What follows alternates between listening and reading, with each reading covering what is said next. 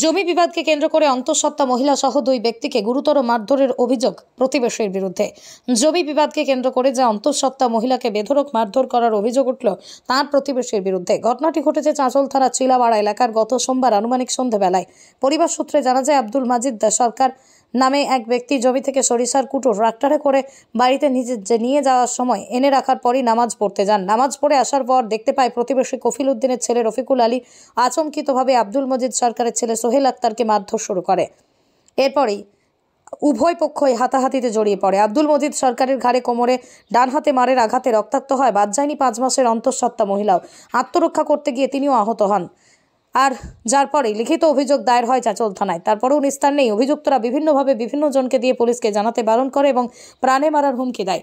এমনকি বাড়ি ফিরে আসলে পুনরায় এই ধরনের ঘটনা ঘটবে বলেও হুমকি দিতে থাকে। পরিবারের পক্ষ থেকে থানায় লিখিতভাবে সমস্ত ঘটনা জানানো হয়েছে। সমস্ত ঘটনার তদন্ত করে দ্রুত ব্যবস্থা নেওয়া হবে বলে পুলিশ আশ্বাস দেয়। এমনটাই জানা যায় পরিবারের পক্ষ থেকে।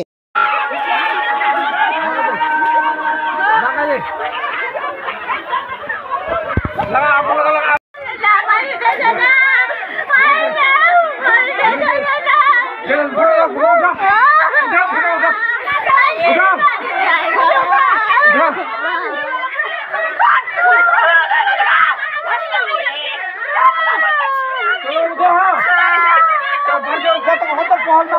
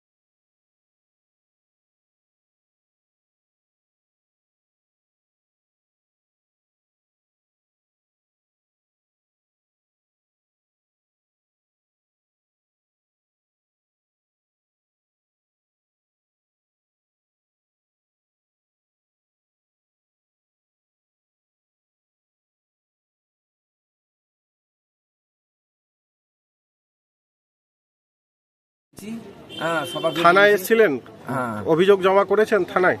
থানায় আসলাম।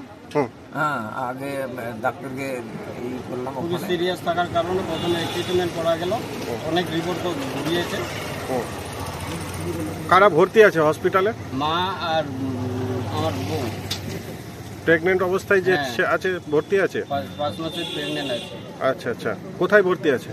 চাচল সুপার স্পেশালিটি হাসপাতাল। আচ্ছা, আপনারাও কি ভর্তি আছে? চিকিৎসা চলছে আপনাদেরও? হ্যাঁ, চিকিৎসা চলছে। ফটো করতে এসেছিলাম আমি, ফটো করলো, এখানকার গর্জনের ফটো করলো আর এই হাতের ফটো করলো।